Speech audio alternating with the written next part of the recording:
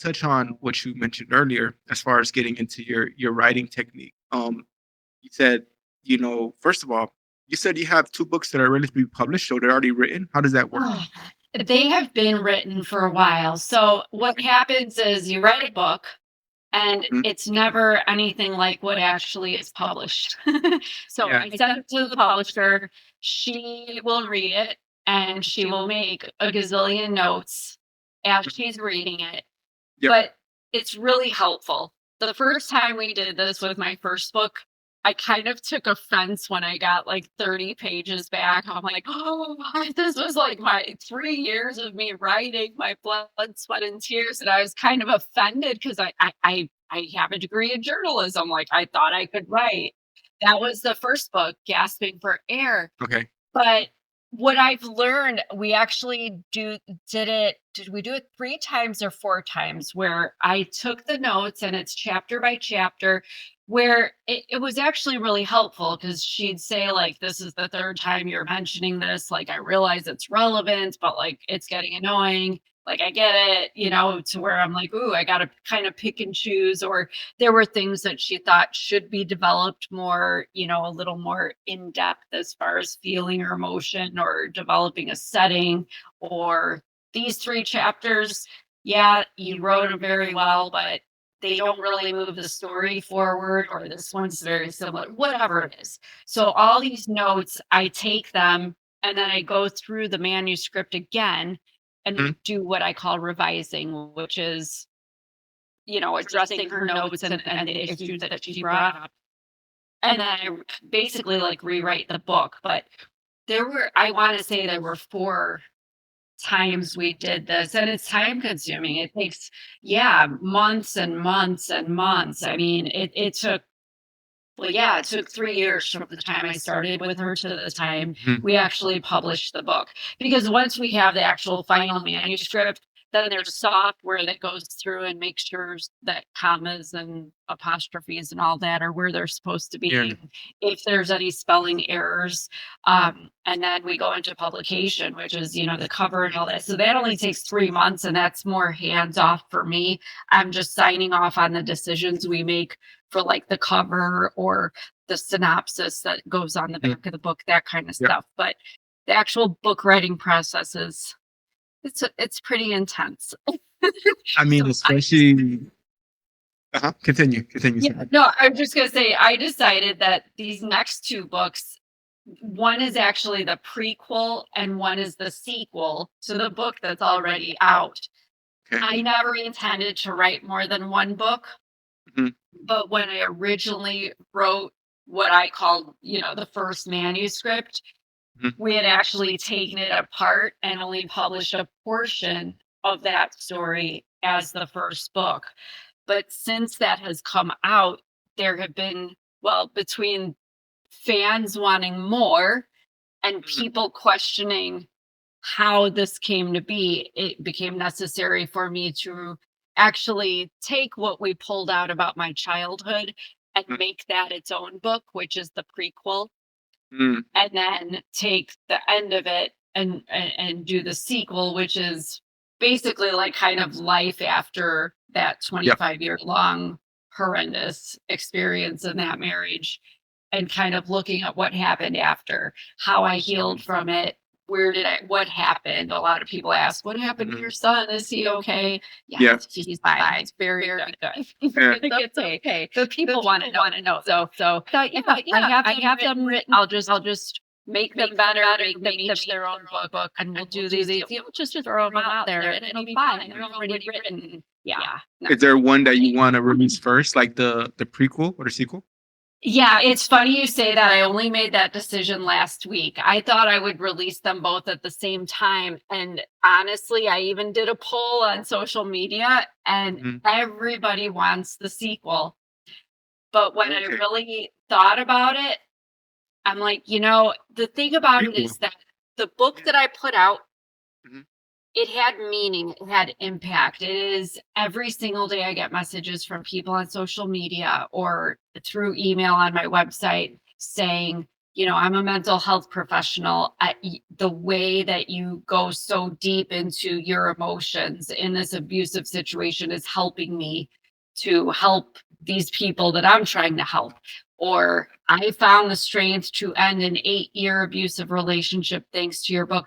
Like it is really so many people are relating to it and benefiting. And I want that. And I'm not trying to diminish what the sequel is, but I feel like the sequel is coming because of demand. It's kind of like Mhm. when you get done watching something on Netflix and you're like, oh, but it can't end now. I need the next season right now. That's Yeah. kind of what it feels like. Everyone wants the next season, what comes next. And to me, it's a little bit like I don't ever want to be like a sellout. I don't want to get on out and bubble gum bull either. Like it not just some fiction story of toxic. I want something with impact. So I made this decision last week. I'll put the sequel out.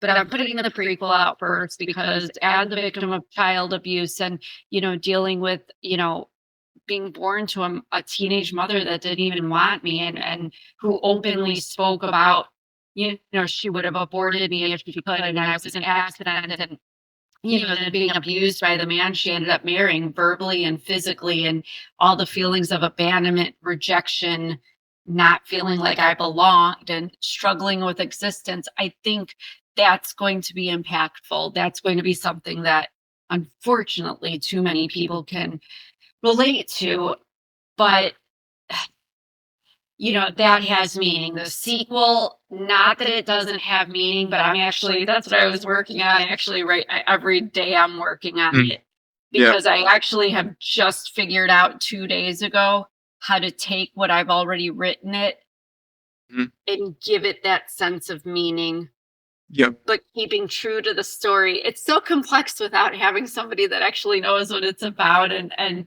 Yeah. what I've written, but it'll get there. It's going to become I'm transforming what I wrote into something that will be somewhat impactful still. But I just feel that the childhood thing is something to, it's much more important than all this baloney that comes after, Yeah. in the sequel. So everybody will get what they want, but then I'm done. People keep saying, well, what about after that? What are you gonna write after that? Yeah. I can write forever and for the rest of my life, but Dana needs a little bit of break because Dana Yep. lives in the past, every waking moment. And sometimes I just want to live in the present. And Yep. I'm glad to do things like this where I can share my story, share my past, but do it in a way that I am present, where I am impacting people and helping people along in their, to understand what they're going through or what they may have already been through. Or just even, it has it has relevance on a lot of levels. I've talked about parenting and, even just healing and trauma and the mind body connection and all kinds of things. So I get the present moments there, but it would be nice to actually live my life, and maybe then I'll find something else to write about. Yeah, yeah. Speaking of that, I mean, the writing process you mentioned it's tedious and it can be Yes. obviously dreadful, especially when you're not writing about sunshines and rainbows. I mean, it's a happy ending in hindsight, obviously, because of the person you are now, and obviously you survived that.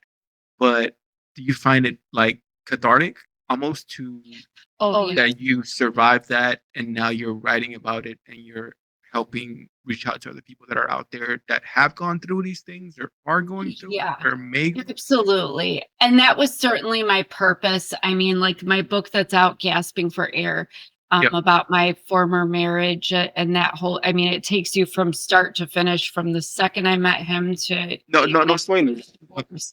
Yeah, no spoilers, but I'm just Yeah. saying it Yeah. covers the entirety of that relationship. However, yeah, I had a sudden appreciation for actors and actresses when I was writing the book because like you see this darkness behind me as I was sharing Yeah. with you before. Yeah. I I have to go back to some really awful places. And I think it's the same in acting. Like, I mean, I have to sometimes close my eyes and be like, okay, what did I see? What do I remember? Like, what was on the wall? Was it day or night? What was he wearing? What was I doing? What were my gestures? What was I feeling? What were his intentions? Like, I have to just recreate everything in that Yep. moment. And I have a lot of psychosomatic symptoms as I'm writing because I need to be that detailed. The biggest compliment somebody gave me, and it's another author, and I mean, she used to work for Barbara Walters, which the fact that she even read my book, I'm so humbled. But she said, "No, I was there." She was meant talking about a particular chapter. She said, "I was there with you in that apartment on that. What, like I felt it." And that's what I need readers to feel. I could give a fluffy, superficial version, but my writing style and mind is it's triggering, it's nasty. I want the thoughts I had, that weren't nice and that completely go against Christian faith. I mean that's part of that experience, and I needed to go there. But when I'm writing it, I need to go there in my head. I need to feel it in my body and in my heart and in my mind. And honestly, it's exhausting. And it, you know, I type 90 words a minute. So thank God, like the words, anything that comes through my mind, I can get it out like instantly, which is a blessing. So I can get a lot out. But sometimes, one chapter, especially with as in depth as I'm trying to go, and as awful as some of those experiences were, it could take days. I could be on a chapter for a week. And I mean, there are times like I get really bad migraines or I get nauseous because I'm like physically ill, as my body is kind of, they talk about muscle memory, but your body understands like abuse trauma too. It remembers so when you're there mentally, you're experiencing it physically. So I have to go like lay down, and it's very rare that I don't write for a day, but every once in a great while, like on Christmas, I Yeah. said, well, I'm not going to be Wednesday Addams and be all sullen and sad today. We're going to be Yeah. happy. So Yeah. that's what I talk about, like, living, having a foot in the past and a foot in the present. I don't get to be like here and live my life now very often unless I'm on a podcast or I put the writing away or the computer. But I'm on this computer 24/7, it seems, because even in the middle of the night, that's when things, stir up in my head and I wake up Yeah. like, that's the word I was looking for. Oh, I forgot about that one little detail, and that's so relevant. I got to go get it in there right now because if I don't, I'll forget. Or if I write it on a piece of paper, it'll just evade me. So, yeah, it's a process. Yeah, because on top of reliving and doing these things, you're dealing with the basic things that normal writers deal with. You're dealing with writer's block, right? That's a big one. Oh, I have a little brother that writes. He writes as a hobby, and writer's block. It is the real thing. it's a How do you nasty how do you beast. do you walk away and just leave it for a minute or a day and then come back to it, or do you send it to someone else where they can get a different perspective if you're stuck at a certain point? I don't like anyone reading what I wrote because unless I know, yeah, I just don't do that. I'm not even Okay. trying to pretend. I don't do that. Mhm. I can speak to this because I just recently, until yesterday at least, I had probably, it was at least 3 or 4 days. I was like getting frustrated because I'm like, we're in a polar vortex. Nobody's calling me. Nobody's Mhm. home. Nobody's bothering me. Like I am set to write, and it's quiet and I can concentrate. God help me. I just stunted. It just wasn't coming. So what I learned to do was like, fortunately, because I'm telling my own story, and because I have learned through the process that what I actually I do it on, I type directly into my documents. I don't do it on paper or anything. But what I've learned is that even when I'm blocked, I mean, I know the gist of the story. So at least if I just get it out, you know what I mean? it's not gonna be obviously what's published, not even my best writing, but at least if I just get it out there. And there are times, like even last week, there were probably, I don't know, at least 3 or 4 chapters, maybe 5 or 6 that I wrote that I honestly think might have been a complete waste of time. I'm not sure if they'll end up, being selected to be in the final published version of the book, but that's part of the process. Nobody, no writer actually just writes something and then goes back and, you know, nips and tucks at it and then here you go, here's a master. Like, honestly, even my published book, I'll be honest with you, there are things that I'm like, it would be a totally different, well, I shouldn't say totally different. There are a lot of things though that I would change.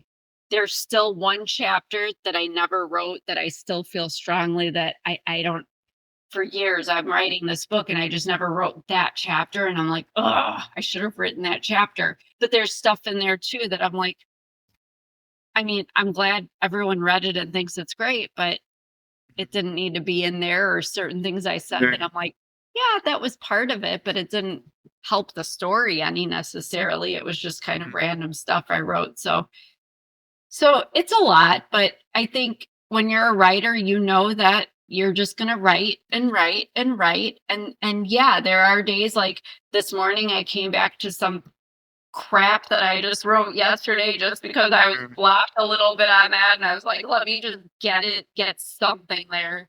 And when I went and started rereading it, started fixing it, adding in, taking out, I was real happy because sometimes you do have to walk away. And sometimes like today, I was like, I don't even want to deal with that part where I'm blocked. I'm just going to move down to some of these chapters that I haven't even looked at yet, where I know Yeah. it's just quick fixes. And at least then I feel some sort of progress because I will have an epiphany at some point about the other stuff that I don't know what to do with. That's so funny too because when you look at these things, like as far as your inspiration, do you get inspiration growing up? Did you read a lot of books? Did you get inspiration from that to become an author, or was it more of a coping mechanism from your past trauma to write, to journal things down and become an author, or was that always the mission to grow up? I think no, it was never my goal, but I think that it absolutely was a coping mechanism. So Mhm. here's what happens. I mean, just to give people an idea. So as a child in an abusive situation, so it was mostly verbal abuse, but I mean, you know, coming from a Puerto Rican background, Puerto Rican women, they can be loud and we're very vocal and we Yep, express our opinion. very, very passionate. Yeah, We are passionate. I yeah. was very much that way as a little girl. I was a tenacious, tiny little thing. So even though I was being verbally assaulted, I was giving it right back. I was like, you don't talk to me that way. That is not how you treat a little girl. Like I knew it was wrong and I was mouthing right back. But unfortunately, that's what would get me the physical abuse. There was always consequences to opening my mouth. And so my mother was always trying to shush me, and my grandma was always trying to shush me, great grandma, shush, shush, shush. But I felt such injustice Mhm. that nobody was making him shush. Nobody That's told my that part. stepfather, Yeah, yeah, you don't get to talk to her that way. The nasty things that he said that just completely, invalidated even my existence, telling me I shouldn't have even been born and nobody's going to love me and I shouldn't have to pay for another man's child and all these terrible things that, yeah, you know, I was supposed to bow down to him and be grateful that he even let me eat and sleep in his house. And I've actually been told that too. He was very direct. And yeah. it was just so appalling to me. But again, going back to anybody in an abusive situation, the last thing you want to do, you learn very quickly, is you don't want to provoke your abuser. So, whatever it is that you say or do that makes them angry with you or makes them react to you in a negative way, you learn not to do it. Unless you really want a beating, you just don't do it. And I didn't mean to say that so flippantly, but it's just what it was. So for me, it was music and writing. I was a creative person and dancing. Like I just Mhm. when I was at home though, I'd like how do I say it? I used to try to fly under the radar. So I would just lock myself in my room. If Yeah. nobody was home, I could listen to music because I loved lyrics. Melodies were good because sometimes they express your mood in a way that you just can't with Mhm. words. But Mhm. lyrics fascinated me, and everything to, like, the bubblegum pop of oldies to Metallica to, I mean, Mhm. Christian rock to Mhm. popular music, everything. If the lyrics were artful and crafted in a way that I felt like like somebody gets me, somebody gets what I'm going through. And kind of like what I'm doing now with my book, they're verbalizing my pain and my angst and my situation in a way that I'm not able to.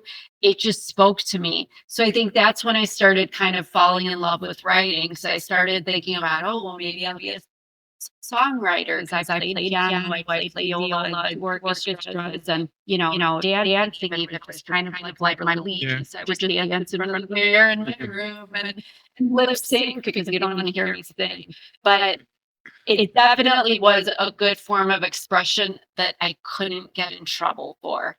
So I would just keep notebooks, write things. At one point, I even thought I'd be a comedy writer, and I was because people always said I was funny, and so then I'd start writing. But I wasn't really good at being a comedy writer, so I stuck with like more poetry and short stories. But now I guess I have found my niche in just retelling my stories. So that's how the writing came to be. Yeah, yeah, you're writing. And let's dive into the book. I mean, we're here. We're here now. Without any spoilers, because I'm actually reading the book. Oh, good. This is Thank you. this is where a physical book. Nothing beats a physical book because you can grab the physical book and tap like let's talk about the book. I don't have the physical book. I'm doing it on the Kindle. And Okay. so the first chapter, I think what would you call it? Yeah, there you go. Yeah, you gotta do tap. Yeah, You you gotta do really the tapping sound on the book. Yeah, yeah. That's what I need the physical copy. Yeah, Yeah, I'm the same way. Yeah. because yeah. Well, I'll order it later on because I think that's more beneficial for the creator, right? What's the best way for the creator to? I mean, I would It imagine. really doesn't matter, honestly. Yeah, Okay. it really doesn't matter. It's just a personal preference. Honestly, the Kindle, the ebook is a lot cheaper because printing costs are so ridiculous. But Mhm. a lot of people, like, I still like an actual book that Yeah, I need the physical. I need to fill the pages and scan it. Yeah. exactly. Yeah, but for now, no Kindle. That's fine for now. But was it the forward? Would you call it the forward? It wasn't the actual chapter one yet. I don't believe it was. Right. So The 'cause forward. Yeah. you were mentioning, or I thought about it now because you were mentioning about how you're abusive as a Yeah. child, and you mentioned the Walkman with the fuzzy headphones, and that immediately connected to me. I was like, oh man, the fuzzy headphones, like the little. I read those there like And then they would get your hair. If you had long hair, they would. Oh my god, that was the worst. Your hair would get they stuck get in it.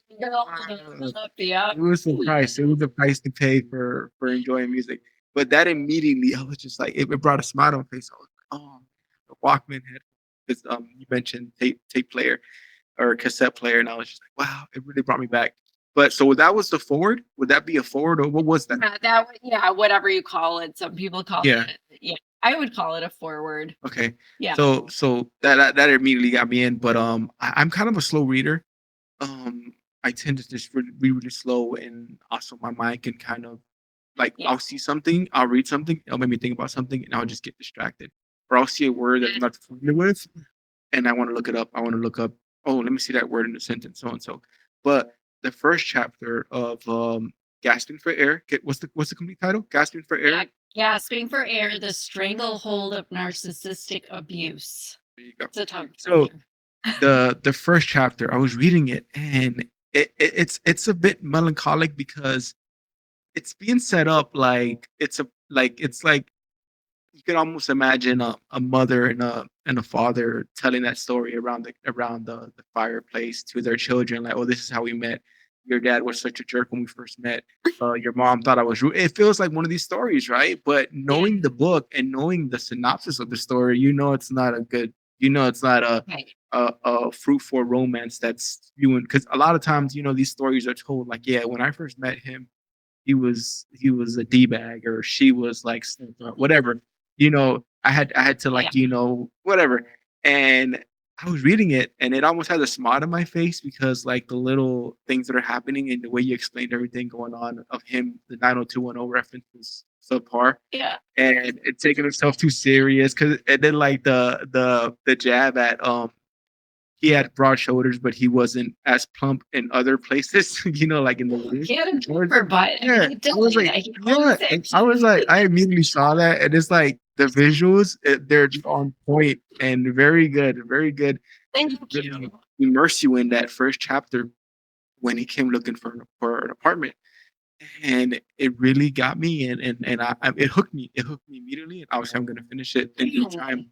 But that first chapter, like, do you can you look back at it and just like, I wouldn't say laugh at it, but add humor to it, like, ugh, like the jabs you were throwing here and there, and just kind of, Oh, or absolutely. I yeah, I think that's part of, like, the stuff you're bringing up because, well, number 1, people that know like, my very best friend, she has always said that she's like, "You could be crying and telling me, like, this horrible thing happened to you, and then you describe something," and she's like, yes, "I have to buckle because of your take on it." But yeah, yeah, I do a lot of pop culture references because it's stuff we can all understand and it's yeah, actually what is going through my mind. I mean, I literally did things like the way he walked in, he looked nothing like Dylan on 90210, yeah, but he sure thought he did. And I was like, yeah, no, buddy, not quite. You're not quite there. But that's just who I am. And I think that's something that's you know, kind of surprising for people when they read it. People at least that don't know me that, I'm helping you get there, but you also have this nostalgia of things that you're reminded yeah, of your yeah, own past and you can kind of put yourself in that time and that era and in that place. But it's also just me speaking, like kind of like I told you when we were talking about recording. I'm an off the cuff kind of a girl. I've never really danced around anything. I just say what it is. I may be wrong.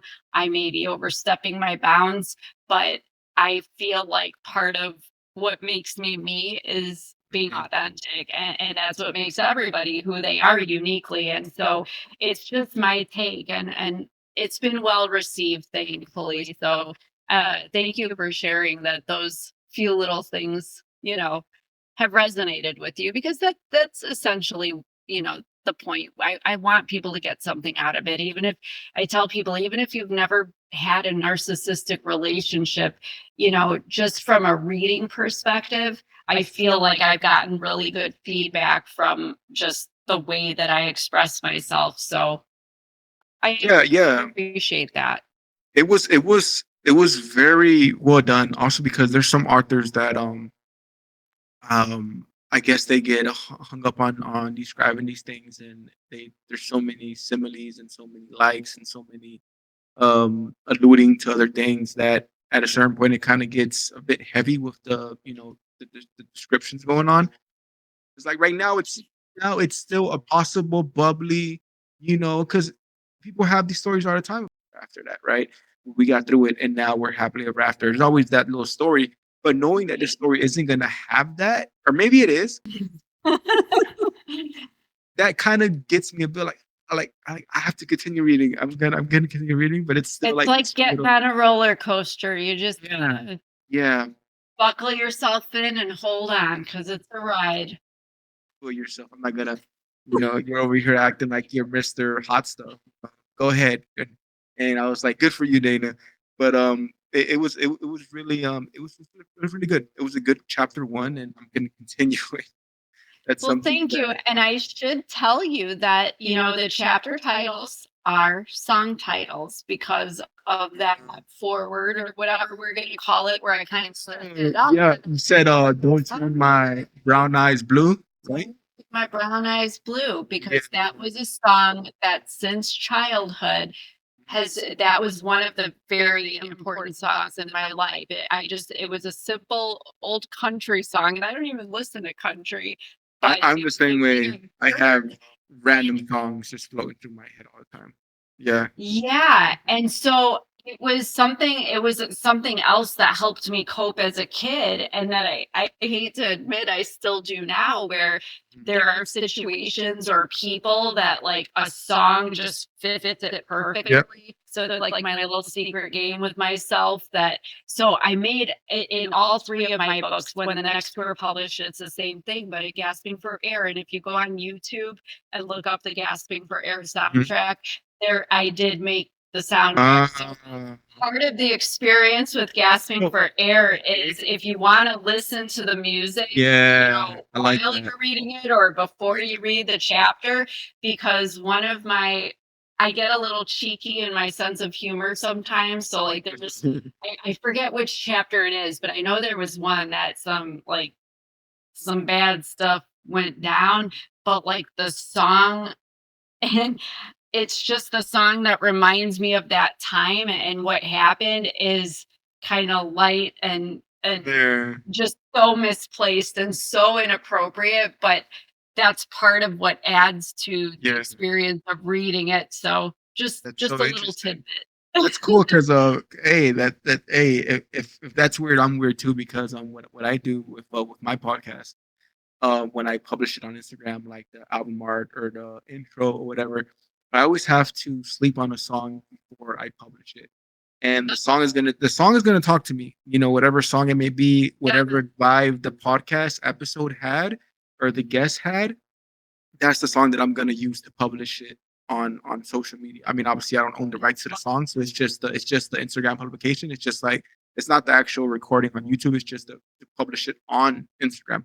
So whatever song is like, okay, that's the song, So you're doing the same thing that I've been doing yeah, my whole life, and yeah, it's a fun little game, and yeah, whatever. and it It's one talks of to our you. quirks, I guess. Yeah, and that's the thing is that Yeah, music can speak, and people make fun of me as being a C. I'm a 48-year-old D, and I'm not you're ashamed of thirsty. that. Yeah, and I'm gonna tell you why. I don't like all that country crap, like her first 3 albums, whatever. But I will say this: if anybody just looked at her lyrics, take the music out of it, I mean, she's a Oh yeah. phenomenal songwriter. The way she crafts words together is brilliant.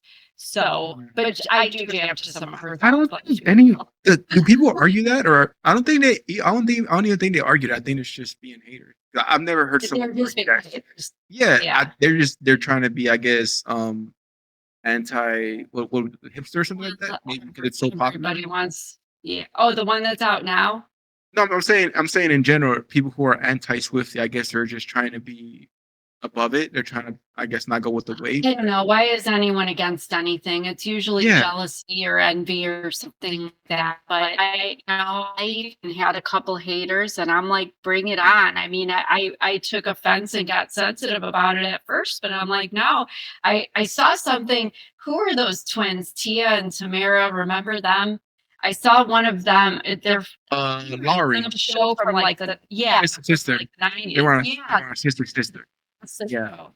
So one of them I saw in a more recent interview, and she's like, "No, if somebody is going to hate on me, that means I made it. I am successful. I have something that they did not want me to have, and I achieved it." So I'm like, "Amen, sister. Like that's me." I'm like, Yeah, "Bring it on." what they also say, what they tell me now, the kids say is if you ain't got no haters, you ain't popping. So it's like, Right. so Well, it's I like, guess yeah. I'm a little poppin' then. Yeah, there you go. If you're popping, if you gotta pop your collar, there you go.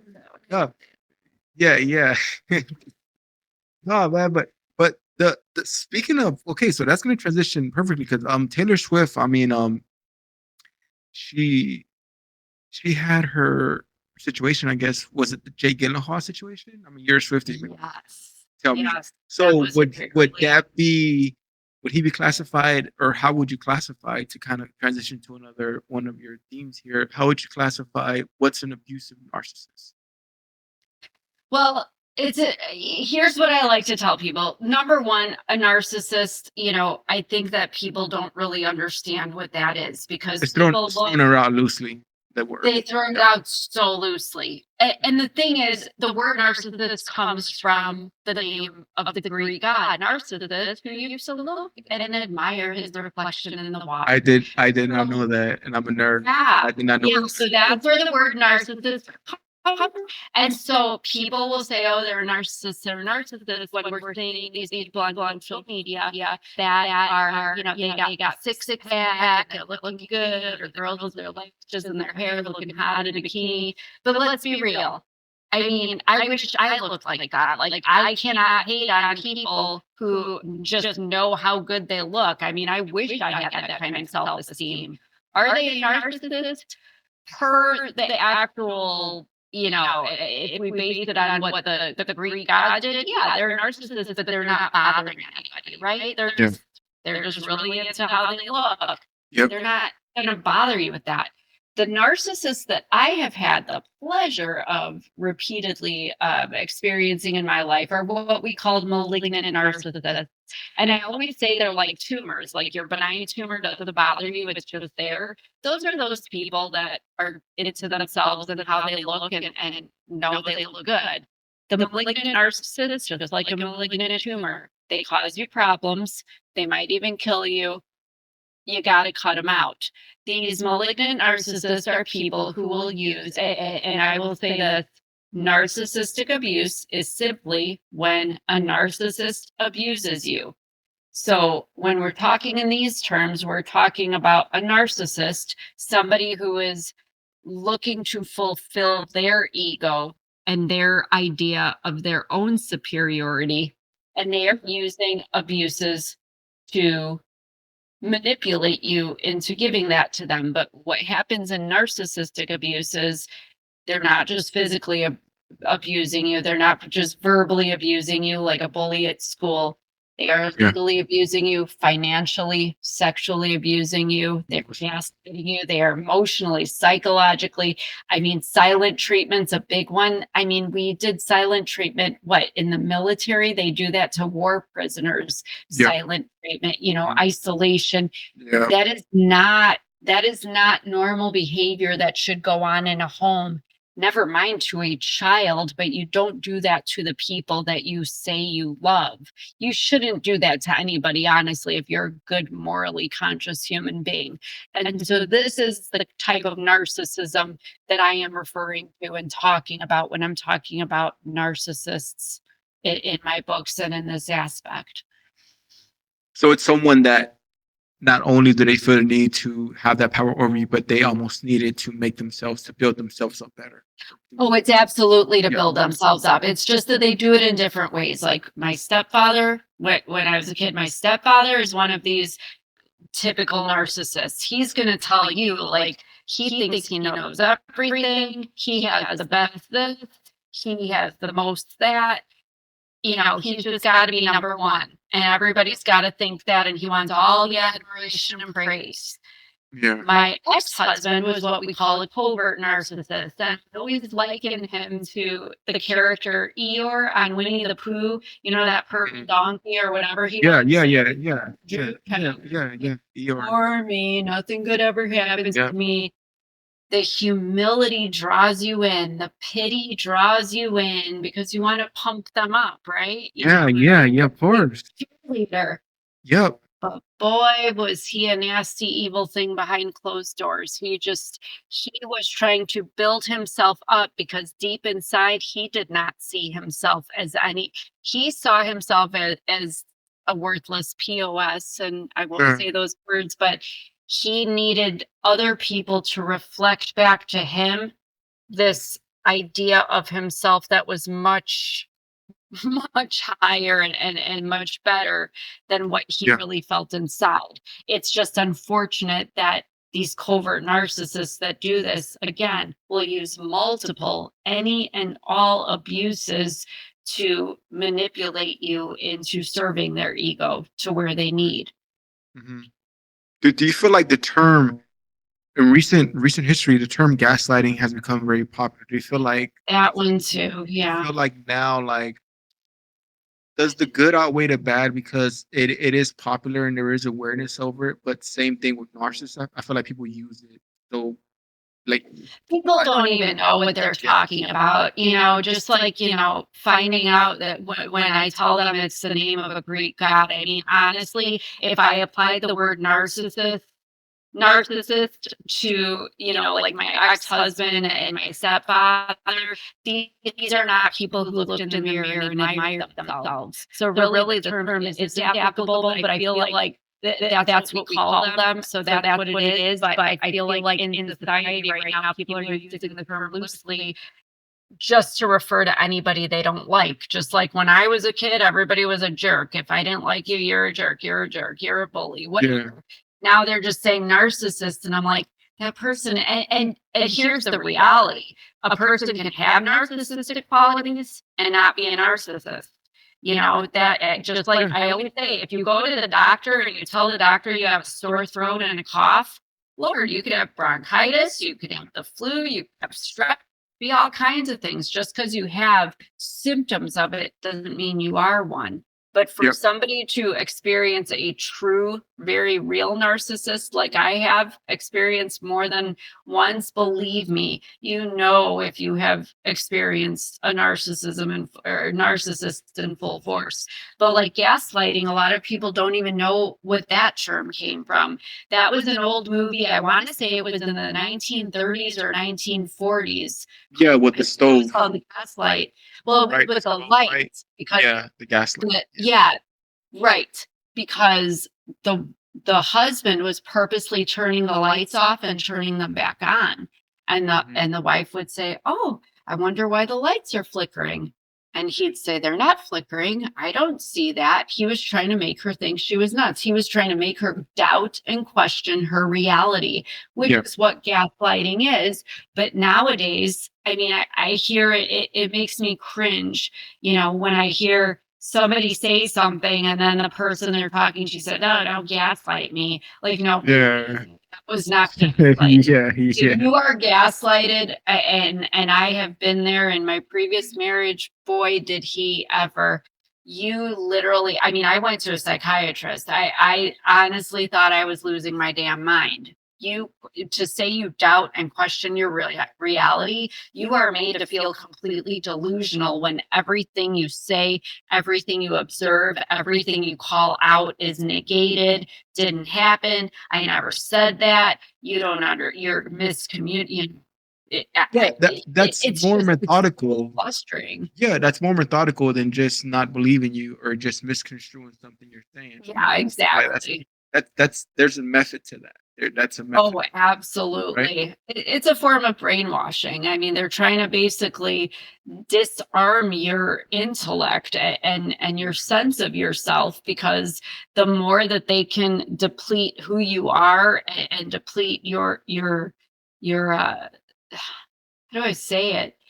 It you know if I'm looking at you, I can see, let's say, factual things. I can see lights behind you. I can see you're wearing a black or a dark shirt. So if somebody's gaslighting me every single day, 20 times a day, and they're going to stand next to me and say, his shirt isn't dark, his shirt is bright as the sunshine. That, after, 25 years I was with this guy. If somebody's doing that to you for that long, you start to think, okay, like, are my eyes going? Like, is my vision okay? Am I not seeing things clearly? It's the same with your mind. And that's what true gaslighting is. So, yeah, it's a term that's definitely misused, overused, and I don't pay much attention to it. But I think what I've learned with all of this is that with the word narcissist, gaslighting, whatever, any word, I'm not into labels. I'm not into, the reality is if somebody is intentionally causing you harm, it's not a good situation. I don't care what you call it. I don't care if you want to call them a narcissist, say they're gaslighting. It is what it is at the end of the day. Mhm.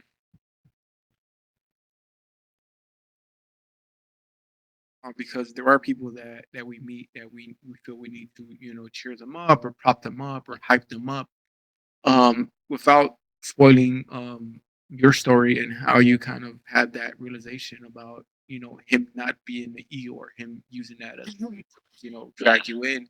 How would you like? What's something that someone could look for in a person and be like, okay, maybe this person is not a genuine Eeyore character, if you will. Maybe they're using that to manipulate me. What's something that would kind of indicate it? Like, because there are people that have low self esteem. There are There people are like I've had partners that swore they were photogenic, and I would take pictures and they look beautiful, like yeah. they look good, and it's like, no, I don't like it, so and so. This looks better. You- Your smile is beautiful. Smile, like it's and they think I'm just being nice because I'm their partner. And it's like, no, yeah, Right. smile, like it's like, and I'll even try to joke, like, look, I'm a very superficial person. If you weren't attractive, I wouldn't be with you. Like, just as a joke, but it's like you look beautiful, you're fine. And it's like, but I feel like I needed to kind of, be their hype man. And obviously Right. that person, they weren't manipulative. They were just genuine. They needed that little bit of hype. So like, how do you distinguish? How would someone distinguish that, okay, this person is using this as a way to manipulate, drag me Well, into there it's definitely control, and when there's a repeated incident of it. I mean, to address like what you were just saying, yeah, there are a lot of people with low self-esteem, and I've lived my whole life with low self-esteem, until I finally figured out that I deserved and was worth more little later in life. But like when somebody seriously like with what you were just saying, they're taking pictures of people and they're like, oh no, no, no, and you're like, no, you are beautiful. They just feel very lowly about themselves. Somebody that's a narcissist or trying to, they would be throwing bait out at you. Like they would get dressed and kind of act all awkward and weird and be like, well, don't you think I look pretty? You didn't tell me I looked pretty. Like they would fish Oh, bait yeah, that's different. compliments. Yeah, You know that's what I way mean? different. That's Yeah, yeah, narcissistic, where they're that's capable different. of control, Yeah, you yeah, see what I'm saying? Whereas obviously some of these girls that, you were with, they really just, didn't yeah. think very much of themselves. And I can relate to, because I never liked my picture taken and never thought any picture was good. And now I'm just like, whatever. Everybody says they look good, so we'll just go with that. And some days I can say now, like, damn girl, you clean up okay. Like you have There to you get go. there. But Yeah. that's the difference, between people like you and people like them. People like you and me, we want other people to feel good. We want other people to Yeah. feel comfortable. And some people just haven't, because like my childhood, and sounds like some of these girls that you've been with have had, kind of rough starts to life where they were diminished in some way and made to feel badly about themselves or their appearance in some way, or Yeah, who well, they but to be fair, in both ways, we were always, it was always funny because we were good at taking pictures, but none of us were quote unquote photogenic. 'Cause I would be the same way. I'd be like, okay, I don't think I look good in this. right. To be But that's fair. there's a humility in Yeah. that, whereas a covert narcissist is, they are trying to get Yeah. you. The. You you you should write a book on that. That's better. But because you hit the nail on the head there. You with simply, don't you haven't told me I look good today. That's like, yeah, Yeah. that's a red flag. If someone, I'd be like, hold on, like that is Yeah. kind of, yeah, The that's, you hit the nail control, on when the they're head. trying to control how you, I mean, even aside from the just physical appearance, my ex would ask me a question, and then immediately, I mean, before I could even process the question, he'd ask me the question, and then he'd say, you are supposed to respond by saying blah blah blah. Like, why did you even ask if you're gonna tell me? You know what I mean? When they're trying to basically like manipulate you, or tell you whatever the case may be, or a girl like, oh, you didn't tell me I'm pretty. Do you not think I'm pretty? Or Yeah. I don't think I look good. What do you think? This is fishing for stuff. They're baiting you, trying to get you to play into their hand, but it's control, it's power. Because once they know that they can control you and manipulate you to behave and react exactly how all they want, they're getting it. Then they're gonna push it a little further next time. And that's the thing about narcissism that people don't understand when they say, "Oh, how did you stay? Why did you stay so long? If it was so bad." Because it doesn't start that way. It starts Yeah. with a little thing. It Yep. starts with "Oh, do you have to go to church this Sunday morning? It's cold out. Just stay here and snuggle and we'll Netflix and chill." To Yeah. 5 years later, "Why are you going to church? You're gonna screw the priest? Is that what you're doing?" You know what I mean? Yeah. It's manipulation, but it starts here, and every time they push the bounds just a little bit, just enough to propel things a little further along to how, whatever they're trying to get out of the situation, but not enough that it's a deal breaker for you to walk out. If that makes Yeah. any sense. Yeah, Which of is course. insidious in that way. It creeps in. Yeah. Like you're at point A, and when you get to point B, you look back and say, "How the heck did I get Yep. here?" Yep. Yeah, and I mean, also there's terms like love bombing, right? Isn't that one where it's like Yes. when they feel like maybe they went a little too far, or maybe they have to put you back on that roller coaster, and they'll love bomb you. They'll love bomb the heck out of you, so that, Right. and then now you're gonna love that affection. So now you're gonna be on your best behavior to continue to get love bombed, right? Isn't that like Well, the it's way? a manipulation Yeah, technique. That's what yeah. love bombing is. So Mhm. they feel so in the beginning, they love bomb you because They're courting you. it, Yeah, yeah. they're courting you, but they're going to keep love bombing you all the way till the end. Mhm. All the way till the end, because when they do something wrong, it's going to be, "I'm sorry, I'll never do that again. I Mhm. love you. You're precious. You're this, you're that." Whatever. They know you. They Yeah. have you pegged. They Mhm. When they feel you're onto them, or maybe like further along, and I won't give any spoilers, from my experience, but when you're further along and stuff happens that like anybody else in their right mind would be like, "That's it, dude. Like, I'm out. Peace out. Mhm. Done." But they know what to say to make you stay. They Yeah. know what to say. They know how to pull your heartstrings, and you're like their puppet. They know how to play you. So you stay. And that's just what it is, but that's what love bombing is. How many times I know the first time I sent my first manuscript to the publisher, she's like, "You said you were done like 50 times." And I look back, I typed in the search in the Yeah. document, "I'm done." And I think it came up like 100 stuff, because it was like, after that, "I'm done." That was it. Yeah. That was the last straw. And then she's like, "But then you go on, and it goes on, and it goes on, and it goes on, and Yeah. you're done, done, done." It's because it's this constant push and Yep. pull. And that's what it feels like. You Uh, pull away because they've done or said something atrocious, unforgivable, but then they lure you back. Then they push you away and they yeah. lure you back. And it's that constant, like, on again, off. Like I always say, it's a true love hate relationship. The only problem is that when they're loving you in that love bombing, stage, which never lasted too long for me. I had actually started taking a record. It's where my book came from, is from my journal. And he could never go more than 10 days in all of our 20 some years together. There was never more than 10 good days in a row, if you can call them that. Those were just non-incidental days. Yeah, yeah, He they were just probably couldn't the do bare it. minimum.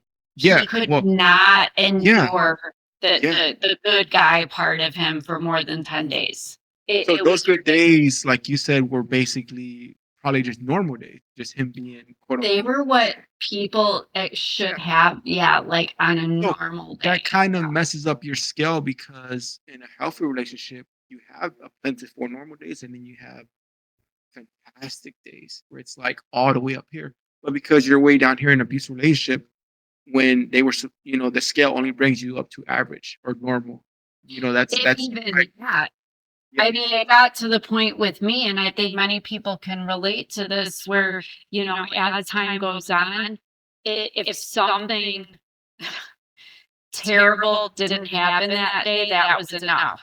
Even Yeah. if there was insult and demeaning comments and a slam of the door, punch in the wall, if something wasn't swung at your head, or you weren't threatened in any way, That's a you're win. just like, "Oh, okay, we got through the day okay." Like, it's sad that you become that chaos becomes your normal. Yeah. But it's just, people always talk about too, like, it's like walking on eggshells. If they threugh the eggshells, it was like a damn minefield for me because the mood could be okay and it would instantly flip. I mean, God, I remember a few times he said, "Why did you look at me that way?" I'm not even looking at you. Like, I mean, I would get like, I didn't even look at you. I swear to God. Well, I saw you. No, I didn't. And it would just explode. It could be the littlest thing. Even somebody today was telling me about their experience. She's like, I just sat down at the table. It was the only remaining seat at the table. And I sat there and he just exploded. I wasn't supposed to sit at the head of the table, she said, but it was the only seat. So it's like you don't even know when it's gonna flip on you. You think you're okay. And so even trying to raise my kid in the middle of this, we had a son together that Mhm. added a whole element. But I mean, it got to the point where my son was old enough where, like, if one of us was home first already and the other one walked in, we just had a look, or we text each other like, "Today is a day," because it's a very neutral text, like, "Today's the Yeah. day," like, Yeah. "Morning," like, "When you come home," just saying, like, Wow. "Tread carefully, tread lightly." Jeez. And nobody should have to, the problem with that, um yeah, I don't want to spoil too much in the book. You'll get there. But Yeah. for me, it manifested physically because it's all of this living with so much worry and stress and tension. I was living in fight or flight. And I lived in that state in my childhood. Now I was living it in my marriage. And it eventually, without getting into too many details, manifested physically where I became autoimmune and developed a lung disease because of that cortisol, that stress hormone constantly going through my body at such elevated rates. So it's something that very realistically, it is, nobody that's posting pictures of their abs online and having a healthy self esteem could have affected my health that way. But being given the silent treatment, physical threat, the legal abuse, the financial abuse, there was sexual abuse. It's a lot, but something comes at you and you don't even have time to process it or deal with it when something else is coming at you, and then something else. And then in the middle of this, I'm still trying to go to work and be a functioning human being. Yeah. I still have a kid to raise. I still have a mortgage to pay and a house to clean, and all the regular stuff of life. And Yeah. it's a lot. It's a lot for people. Yeah, because you're dealing with the normal everyday stressors, right? That we Yeah. have. And do you feel like I would imagine this is where you're gonna touch on in the prequel, but do you feel like your upbringing kind of molded you, 100%. like accepting this and oh, this is just normal? Like I get there's that. 100%. I don't think I ever thought it was normal. The good news is that I did have, I mean, I knew people, I could see like my friends' parents that had what, I guess, I hate to use the word normal, but that had loving relationships. I could Yeah. see my friends' parents treating my friends, their own children, nicely and Yeah. well, still being disciplined, but having growing up in a healthy home, where they're encouraged and uplifted and loved and supported. So I was able to recognize what I was not given in life. But absolutely 100%, no matter how wrong and how unjust, um, my stepfather was, and even my mother, because my mother, talk about a gaslighter. I can't tell you how many times throughout my whole life, but especially in my childhood, something could be happening right next to her. And she'd turn her head like, let's pretend it's not happening. Or I would go to her and say, he said this or he did this. Look at the marks on my body, and she would say, oh, well, if you didn't provoke him, if it was always turned around to me. And so absolutely, even though I knew it wasn't, I internalize it because it's hard when you are verbally and physically being assaulted, basically, and made to feel I was the ultimate scapegoat. Everything was my fault. Everybody's misery, everybody's actions, everything had to do with basically like I honestly I think I actually say this in the prequel that just my existence, my presence was bothersome to their spirit. Okay. That was it. And it's hard not to carry that into life where you're feeling one invalidated, you're feeling like you are a burden. Like even to this day, like I'm remarried now Mhm. to a man that is just I just adore him to pieces. I've known his family, thank goodness, for almost 20 years. So they're good people, but like I still have a hard time just like even calling him in the middle of his workday because I don't want to bother him. Yeah, yeah. Even with That's my ex, it was like an issue. So I still, but I'm getting better. Like I'm allowed to make a phone call. It's okay. Like I'm not. It's like you're calling me allowed to up. inconvenience it. You're Right, allowed to do these things. right. But I was not. It did not come. It did not get taken that way for the first 45 years of my life. So it is something that definitely, it is prevalent that people who were abused as children often end up in toxic and dysfunctional relationships, basically repeating the cycle, and this is how generational trauma, occurs as well. Because, I look at my mother, I mean, her alcoholic father held a gun to her head. My grandma went through horrific things with my grandfather, so, it was just the next generation, they didn't really take even my complaints seriously because, oh, it's not that bad. He didn't put a gun Yeah. to your head. Yeah. My Yeah. my stepfather had a sob story too, and I'm sorry for them, but I broke it. I don't care what you have been through. I mean, when I had my son, I made the conscious choice. No, I'm never laying a hand on him, and I'm not going to ever Yeah. speak to him the way that I was spoken to or treated. And guess what? He's actually a very successful and good human being, and I stopped it. I stopped the trauma. We don't need to repeat these cycles, but I Yes. think people fall into what they're familiar with. Yep. It's not brain surgery there to Well, figure that out. And I think that part of what led me to tolerate more than I should have is because it wasn't at least at first, it wasn't as bad as my childhood. And at yeah. least my ex, that love bombing, it was enough for me, a girl whose mother and stepfather, I mean, they didn't love me at all. I couldn't get anything. I couldn't get a hug if I wanted to. But this man, at least every once in a while, would show me some affection. So it was enough. And it's Yeah.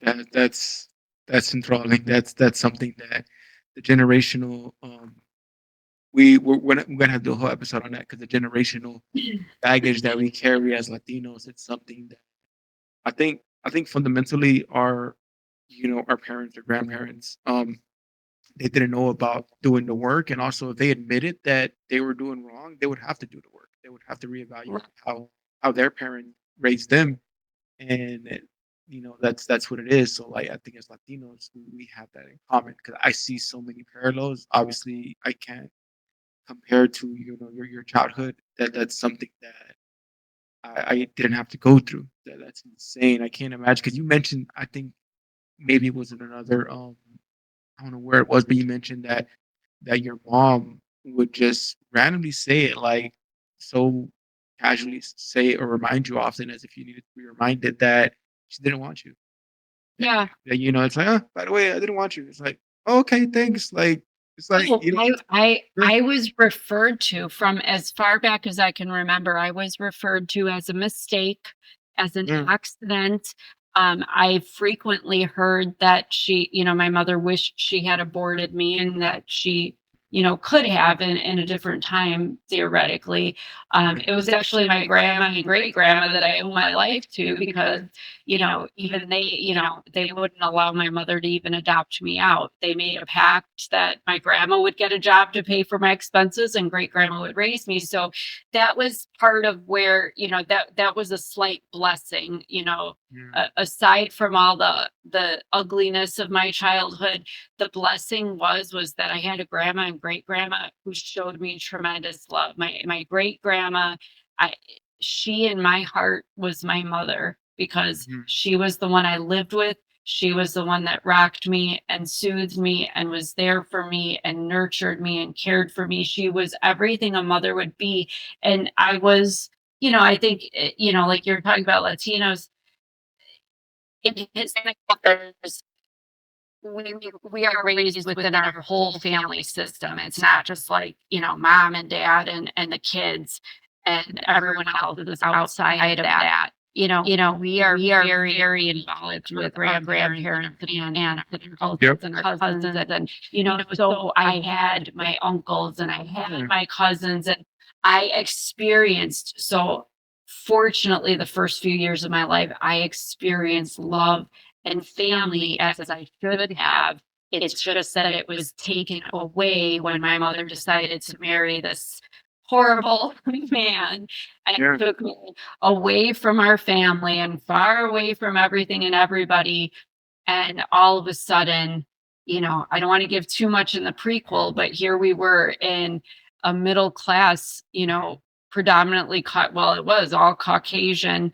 And then she's trying to put me in Gap clothes and straighten my hair and stop rolling your R's. And nobody needs to know we're Hispanic. And, there was so much shame in being me. And I'm a kid. I'm like, why can't I just be myself? That's on top of the abuse. Yeah. Yeah. Wait till that one comes out. It's a fun one. We definitely gonna have to do episode 2. Uh, Yes. yeah, whenever you're available, we're gonna touch base again. And we're gonna leave the Perfect. I let me just commend you for your story. It's remarkable, and it's not finished yet. Literally, you're still working on the people and the sequel, but it's something that I just have to commend you for powering through and being able to look back at it with such an analytical sight, and also at the same time being able to bring some levity to it. You're not bringing the emotion of woe is me, right? At the same time, you're not trying to feel sorry for yourself. It's not a pity party. If anything, you're trying to Exactly. that have been through things, and nobody's comparing, tragedies, but obviously it's just that connection with people who have gone through similar or worse things. It happens. Well, I appreciate you saying that too, because that's the thing. Is my story the most horrific? No, absolutely not. I have had people share with me their stories, which I have a hard time even. I mean, a few people have brought me to tears just hearing that they went through the kind of. Mhm. There's just horrible things that people do to each other in this world. But what I think is important for people to see from this is that, yeah, we all go through stuff, right? I mean, like, we all have the crap to deal with, especially among victims of abuse or domestic violence.